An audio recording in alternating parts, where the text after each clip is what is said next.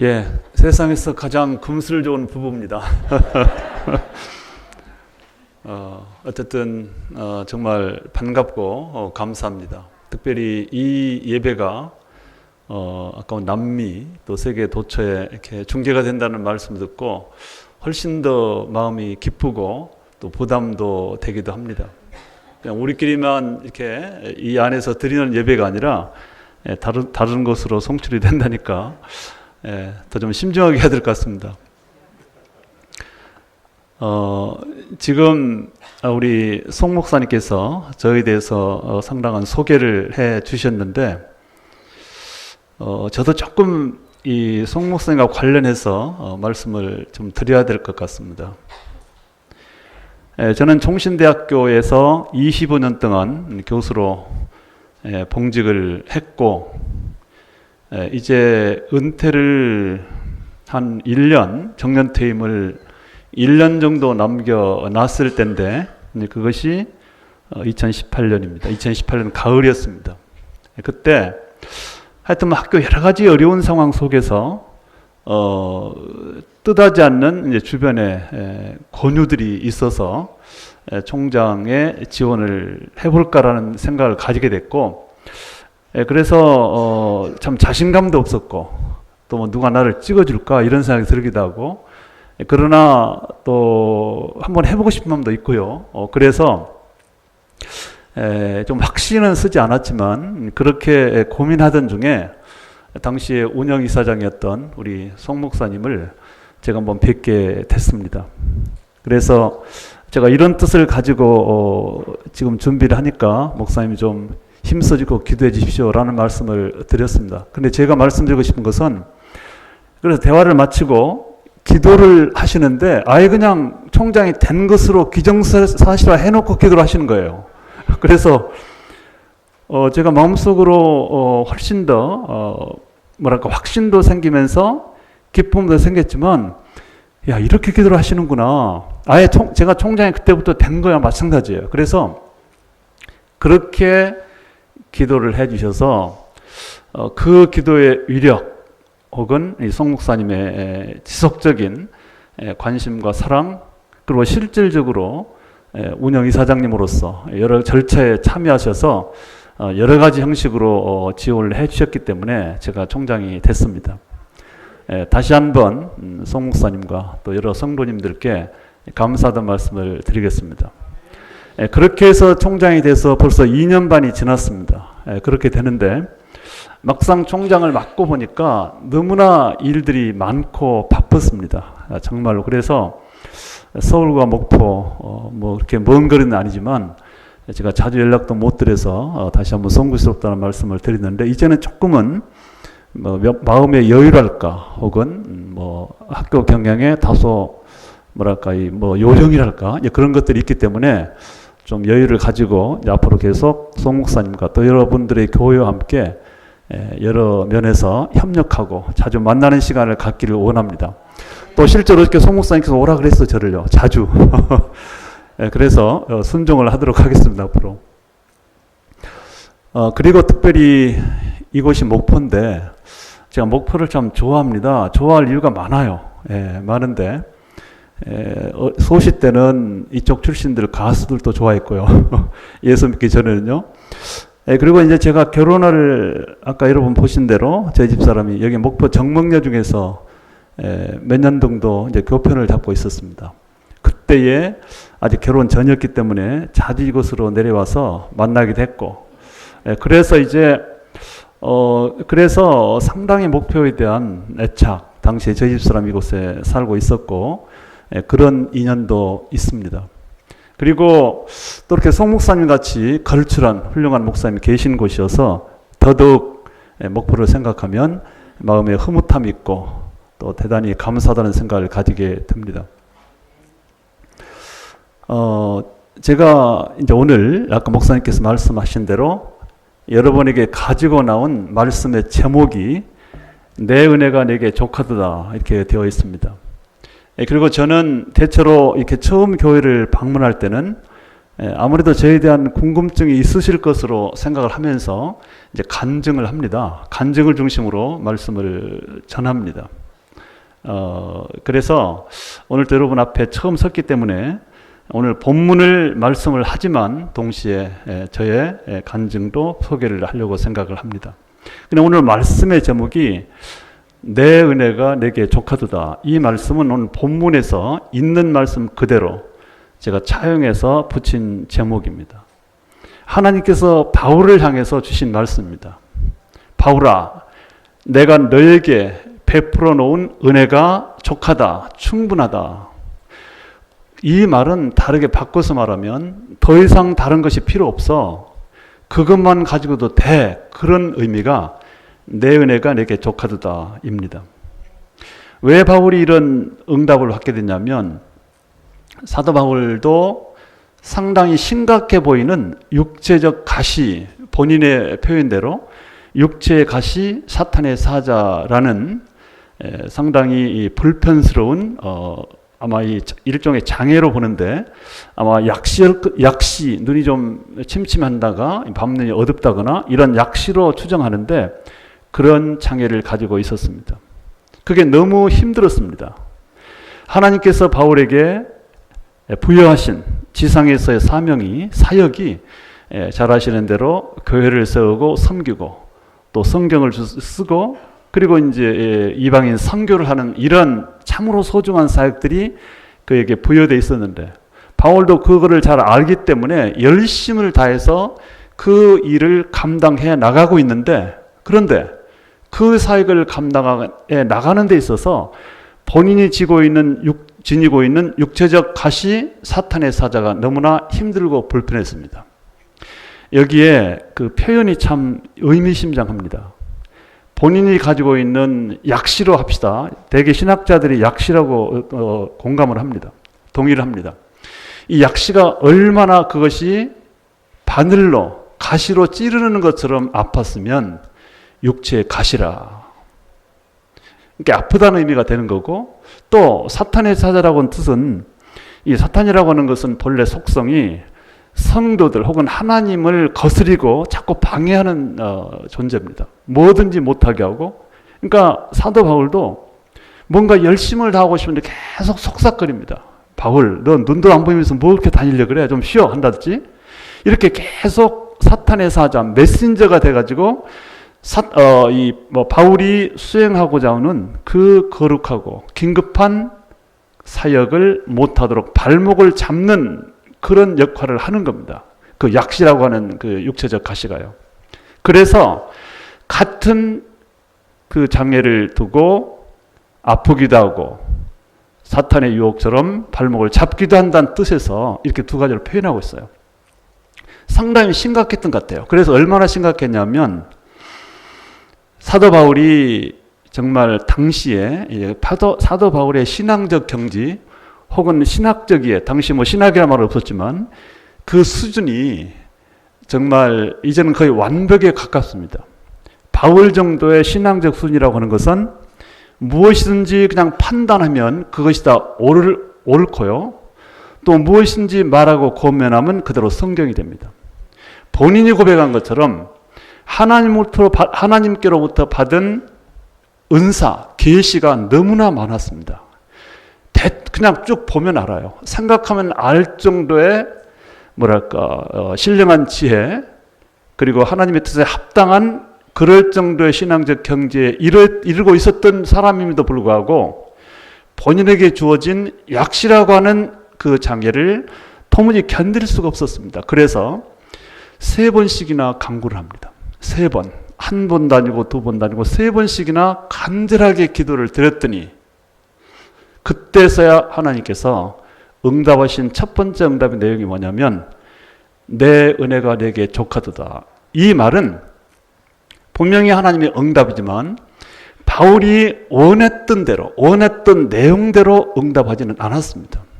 바울이 원했던 바는 밝은 눈이었습니다. 활짝 뜨여서 육체의 가시처럼 사탄의 사자처럼 불편을 주는 그것이 완전히 제거되는 것이 기도의 제목이었지만 그거를 이루어 주시지 않고 다른 방법으로 응답을 하십니다. 그게 뭐냐면 그 아픔에 대한 그 장애에 대한 설명을 해줍니다. 왜 그것이 너에게 있는가에 대해서 설명하는 게 뭐냐면, 내용을 다시 분석하면 그거 가지고도 괜찮을 만큼 내가 다른 것을 다 줘놨다. 그러니 그대로 그 상태대로라도 열심을 다하면 내가 너에게 부여한 이 땅에서의 사명, 사역 충분히 완성할 수 있어.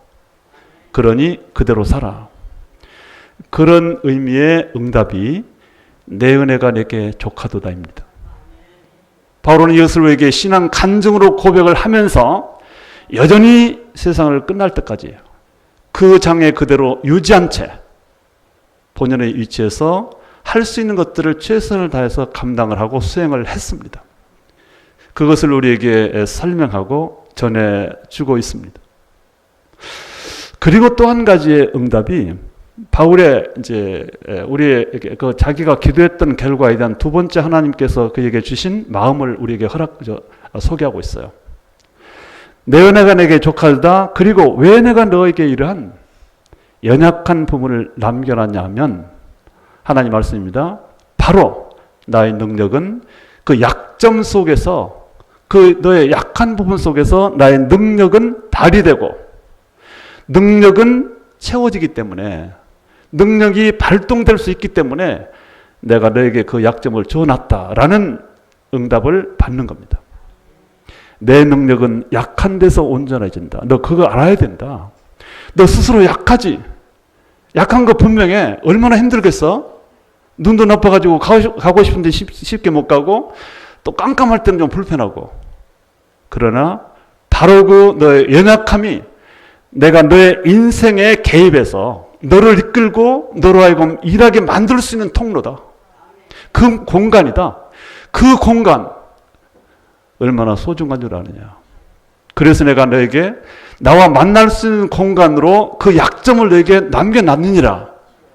이것이 바울이 받은 응답의 내용이었고 바로 그 점을 우리에게 간증하고 있습니다. 제가 저의 간증을 할 때마다 이 본문을 가지고 다니는 이유가 있습니다.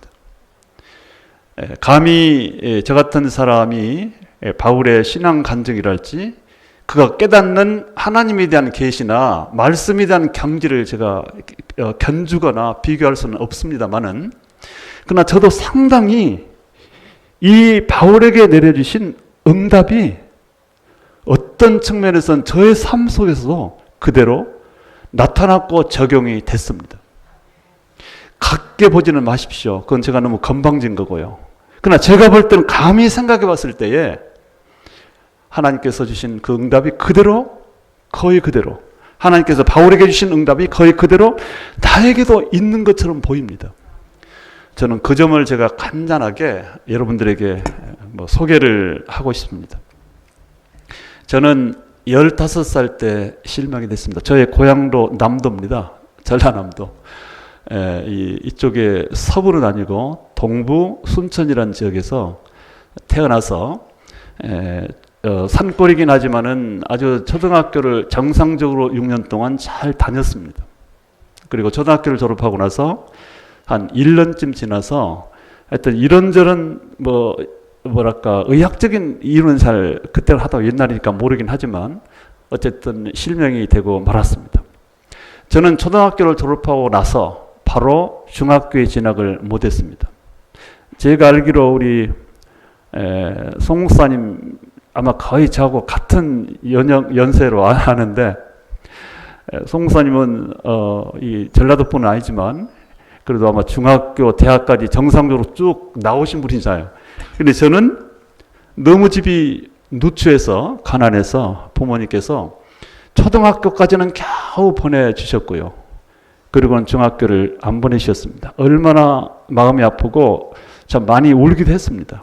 그래서 왜 나는 중학교 못 갈까? 그렇게 하면서 하는 수 없이 지게지고 논밭에서 일하고 산에서 나무하고 그러다가 한 1년 있다가 실명이 돼버리고 말았습니다.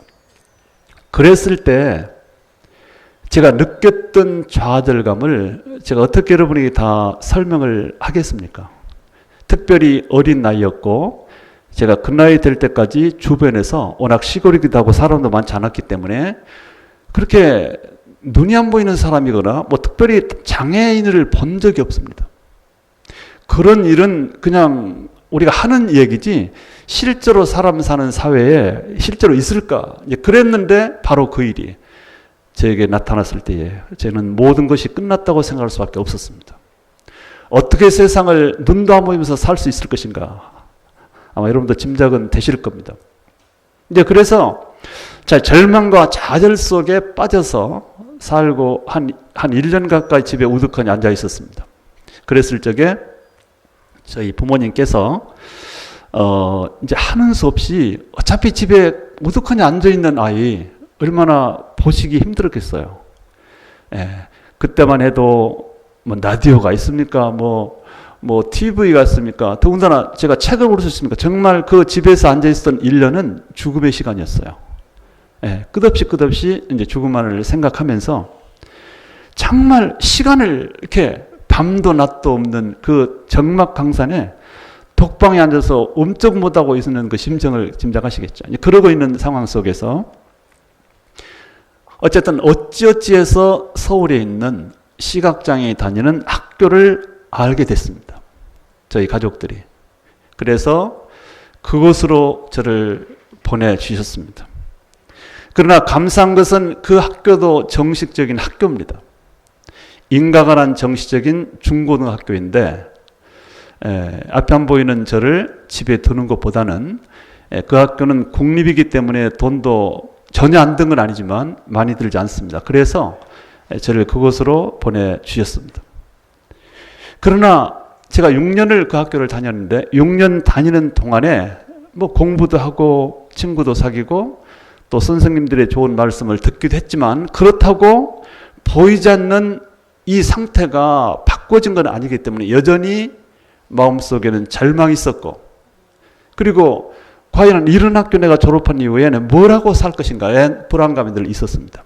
이제 그러던 중에 1973년도 여의도 광장에서 있었던 빌리그램 목사님 선교 집회 때 제가 그때 고등학교 3학년 때입니다. 그 학교 고등학교 3학년 때 우연히 그곳에 참여를 하게 됐습니다.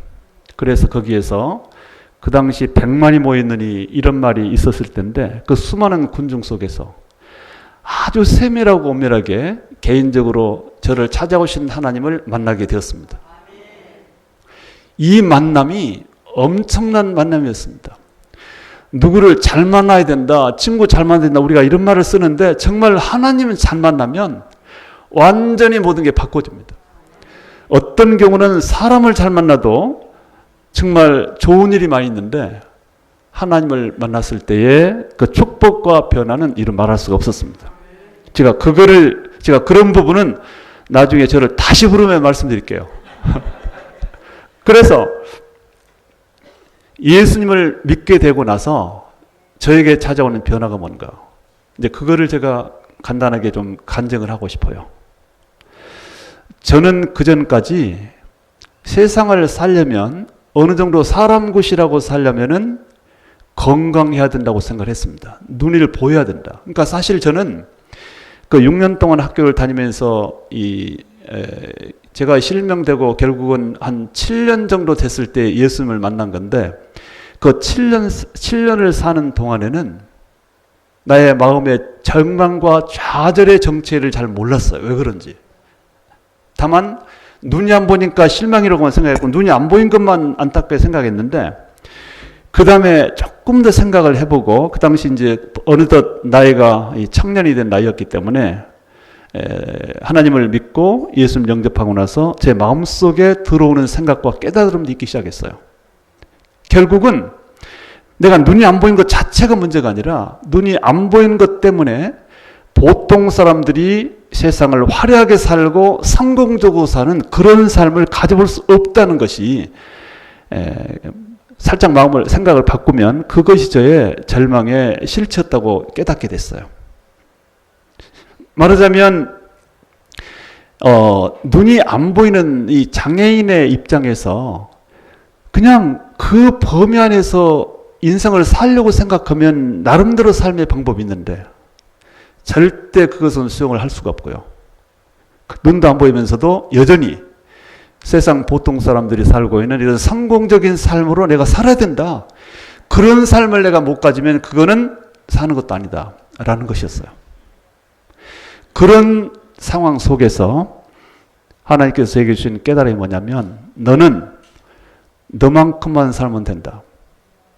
그리고 내가 너에게 이 세상에 있는 동안에 나름대로 감당할 일들을 정해놓고 네가 하기를 바라는데 너의 현 상태는 눈은 안 보일지라도 그 상태, 그 조건은 그 일을 감당할 만큼은 된다. 그 깨달음을 제게 줬어요. 네가 세상을 내가 너에게 맡긴 임무를 수행할 만큼은 된다. 그것 가지고. 네가 대통령이 된다거나 큰 회사 사장이 된다거나 세상 사람들만큼 그런 성공하는 데는 부족함이 있는 그런 조건이지만 내가 너에게 맡긴 사명을 수행할 정도는 된다. 내가 너에게 준 은혜가 충분하다. 그러니 그 범위 안에서 열심히 해서 살아라. 이게 제가 젊은 날 깨달은 겁니다. 이제 그래서 이제 그렇게 이 깨달음이 저는 여러분들은 그 요한복음 8장 32절에 있는 진리를 알지니 진리가 너희를 자유롭게 한다는 말을 어떻게 이해하고 계시는지 모르겠는데 그 당시에 이런 깨달음을 제가 가졌을 때 얼마나 자유로우냐면 자유라고 하는 것은 속박받지 않는 것을 말합니다. 억눌림도 없어야 되고요. 마음껏 다닐 수 있어야 되고 자유로운 그 자유의 의미가 있잖아요. 근데 그 깨달음을 가졌을 때 제 양 어깨를 태산처럼 무겁게 짓누르고 있는 뭔가가 와르르 무너지고 그냥 몸이 공중에 소순수탄 가벼움을 느꼈어요. 나의 어깨를 짓눌렀던 정체가 뭔지 아십니까? 어떤 의미에서 될 수 없는 조건인데 꼭 되겠다고 하는 야망. 어떤 야망이냐? 눈도 안 보인 것이 현실인데 눈이 보이는 건강한 사람들만큼 살려고 했던 것이 저를 짓누르고 있던 것. 그걸 내려보니까 너무나 가벼워졌어요.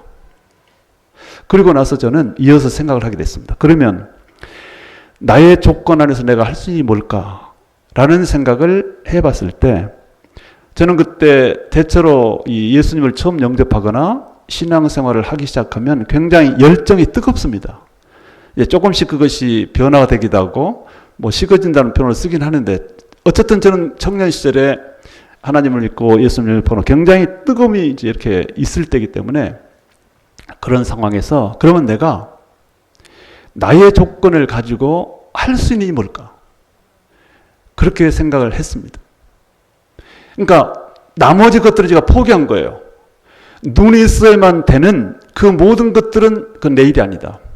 그런 일 내가 안 해도 된다는 마음을 가지면서 내가 할 수 있는 뭔가를 생각해 봤더니 예수님을 믿었고 나서 내가 이렇게 마음속에 유한이 되고 자유로움이 생기고 새로운 기쁨이 생긴 이 사실 자체를 나처럼 장애를 입고 아직 예수님을 모르는 상태에서 힘들게 살아가는 친구들, 이웃들, 다른 장애인들한테 바로 내가 체험한 이 사실을 말해주자.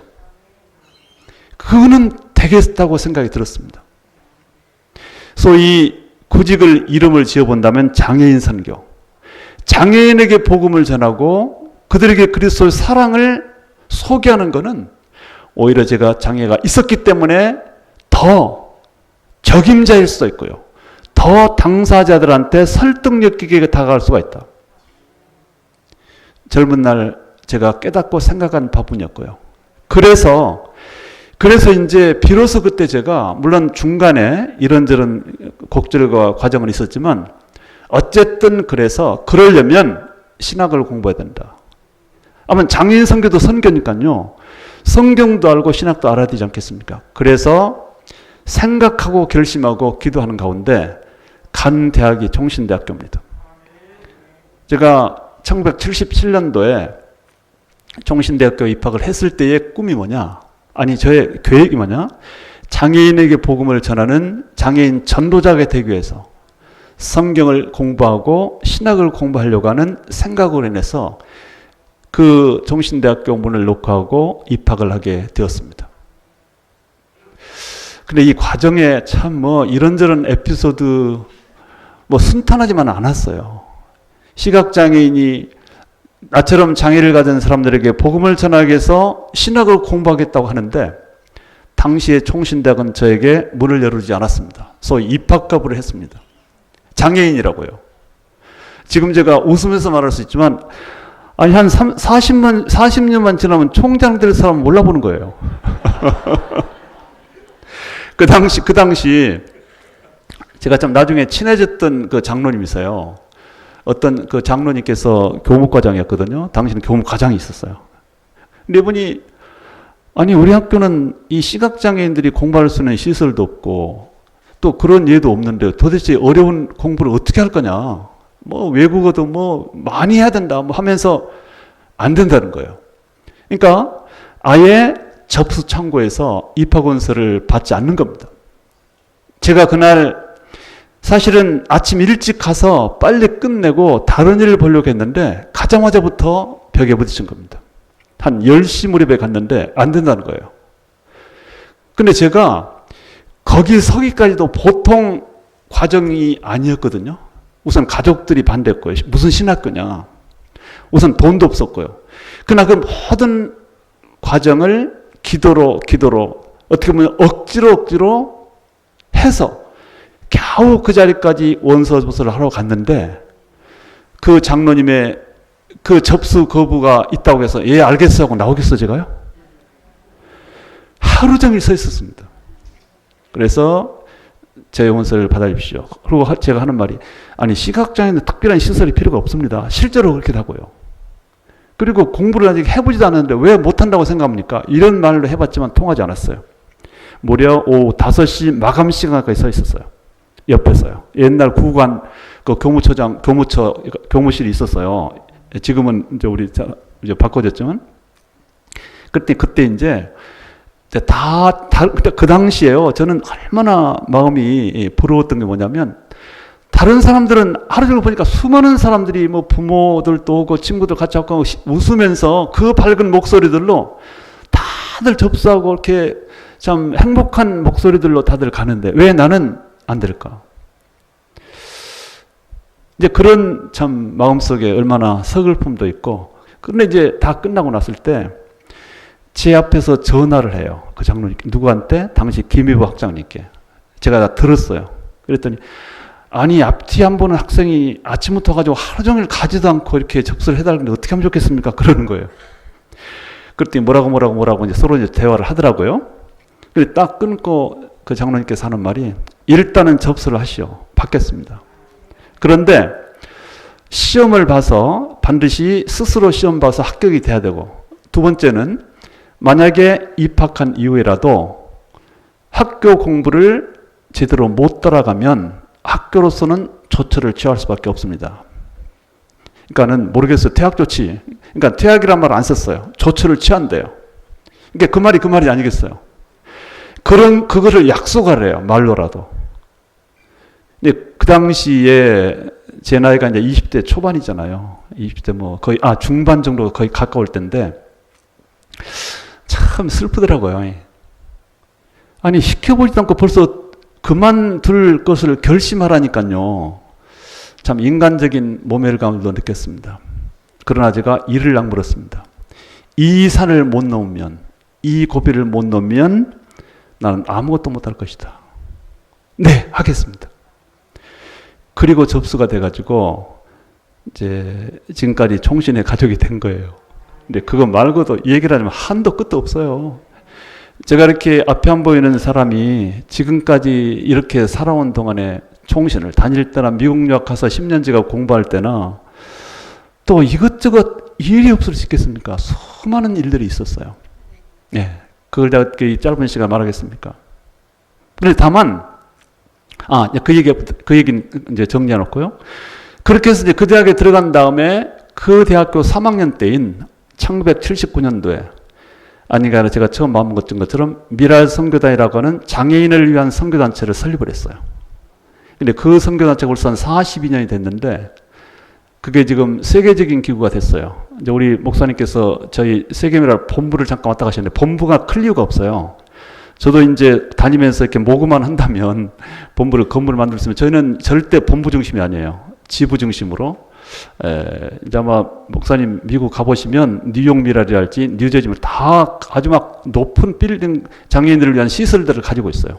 그러나 본부는 행정하는 것이고 관리하면서 사람을 교육해서 파송하는 곳이기 때문에 아니 뭐 세밀런 크다더니 미랄 크다더니 가봤더니 별거 아니 이것이 아니라 본부가 그렇게 부자가 될 필요가 없어요. 이제 그런 의미에서 그러나 어쨌든 미랄은 지금 엄청나게 거대하게 하여튼 우리 국내외에서 다 듣는 미랄 그건 다 제가 시작한 미랄의 지부들이고 줄기들이고 여러 가지 이제 기관들입니다. 그렇게 보시면 됩니다. 어쨌든 이제 그래서 종신대에서 미랄을 만들고 그러니까는 근데 이제 제가 이 지점에서 정리해서 이제 간증을 소개하고 싶은 말씀은 이제 하나님께서는 정말로 우리 모두에게 이 세상을 사는 동안에 감당해야 할 수행해야 될 업무를 주셨다. 업무를 주실 때는 우리가 예를 들어서 그러잖아요. 여기서 누가 출장을 보내도 그 출장을 감당할 만한 여러 가지 시간과 물질을 이렇게 사장님들이나 이렇게 본부에서 주는 거 아니에요.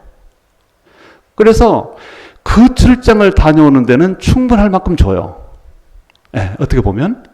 근데 그 출장을, 예를 들면 제주도 출장을 가야 될 정도를, 제주도 출장을 가야 될 것 같으면 제주도 출장을 다녀올 만큼만 주는데 만약에 제주도 출장 다녀올 정도밖에 시간과 물질이 안 되는데 그걸 가지고 유럽과 미국도 다녀오겠다고 고집을 하면 그 말이 안 되는 거잖아요. 그래서 그 정도 가지면 제주도만 다니면 돼요. 저 같은 경우도 이 장애인이기 때문에 장애인 선교에 전심전력을 해서 충분히 감당할 수 있다고 생각을 하고 시작을 해서 이제 그렇게 일이 시작이 됐는데 근데 그러면서 제가 깨달은 게 뭐냐면 우리 하나님께서는 우리 성도들을 그러니까 이 땅에 보내시고 피로 값주고 사시고 선택하신 당신의 백성들의 삶 속에서 가장 보시고자 하는 것이 뭘까? 제가 깨달은 게 뭐냐면 우선은 자기의 현실과 자기가 처해 있는 조건과 그 모든 것을 인정하고 받아들이고 긍정하고 만족해하는 것. 저는 그렇게 생각해요. 그래서 내가 달리 욕심 안 부리고 다른 사람과 비교하지 않고 자기 범위 안에서 열심을 다해서 충성을 하나님께 보여드리면 그 다음에 어떤 일이 생기냐면 뜻밖의 덤을 주죠. 덤. 제주도를 갔다 오라고 이제 제주도 갈 만큼 조건을 이렇게 줘서 보냈는데 아니 제주도에서 일을 너무 잘한 거예요. 그래서 생각했던 것보다 너무너무 잘해버린 거예요. 그냥 본부 사장이 봤을 때. 그래서 제주도 일을 하고 있지만 당신 제주도 일 끝나고 그것만 하지 말고 간 김에 내가 다 이렇게 보내줄 테니까 미국도 다녀와. 유럽도 다녀와. 이럴 수가 있어. 이게 덤이에요. 덤. 근데 그거는 제주도에서 일을 잘해야 돼요. 저 같은 경우가 뭐 일을 잘했다는 표현이 좀 송구스럽지만 제가 그런 것 같아요. 저는 시각 장애인으로서 스스로 만족을 만족이라기보다는 감사를 하면서 저의 현 조건을 존중하면서 저에게 주신 사명을 열심을 다했더니 더 어여삐 보시면서 다른 곳까지도 보내주셨어요. 소위 덤으로 주신 사역들이 이어지는데 그게 뭐냐? 미국 유학도 그랬고요. 갔다 왔지 교수가 된 것도 그랬고요. 또 이번에 총장이라고 하는 것도 사실은 개인적으로도 그렇고 얼마나 영광스러운 자리입니까? 솔직히. 제가 한없이 부족은 하지만 그러나 뜻밖에도 저의 사역의 말년에 이런 기회까지를 하나님이 주신 것은 아마도 제가 저에게 주어진 여건과 환경을 탓하지 않고 또 나보다 나은 사람들하고 비교 안 하면서 열심을 다하고 바르게 하려고 했던 것 때문이 아닐까. 그래서 이렇게 이런 일종의 상으로 덤으로 저를 이끌어 주셨다고 생각이 듭니다. 그래서 중요한 것은 자기의 현 위치를 사랑하고 존중하는 것이다. 네. 그거를 가지고 열심을 다하면 하나님이 덤도 주신다.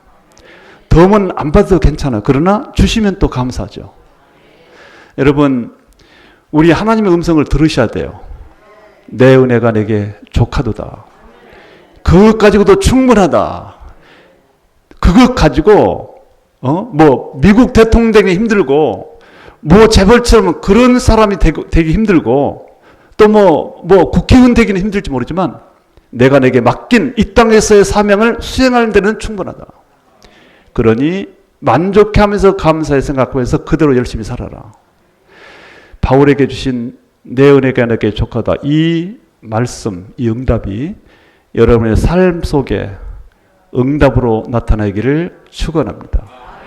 그리고 혹시 이 자리에 이후야 뭐든 간에 이런저런 부족함을 지니고 있는 사람이 있다면 그것이 신체적인 것이든 가정적인 것이든 혹은 뭐 사업적인 것이든 간에 어떤 가시 같은 정말 이게 나 십자가 이렇게 말한 것도 있죠. 이것만 없으면 이것이 나 십자가라고. 바로 그 지점. 바로 그 지점이 뜻밖의 하나님을 만날 수 있는 축복의 공간이 될 수 있다는 걸 믿으시기 바라겠습니다. 그 공간을 통해서 전지전능하신 하나님의 능력은 우리 인생에 개입하십니다. 그 개입이 오히려 모든 문제를 해결하고 여러분에게 더 큰 일을 할 수 있는 일꾼으로 세우시는 계기가 될 것으로 믿습니다. 한번 기도하겠습니다. 아버지 하나님, 은혜를 감사합니다. 모든 것이 은혜입니다. 나에게 있는 부족함도 은혜고 약점도 은혜고 내가 가지고 있는 그 모든 것들 때문에 하나님께 영광을 돌려드립니다. 하나님, 감사하게 하시고 나의 삶 속에서 감사와 만족이 넘치게 해 주옵소서. 예수 그리스도 이름으로 기도하옵나이다. 아멘.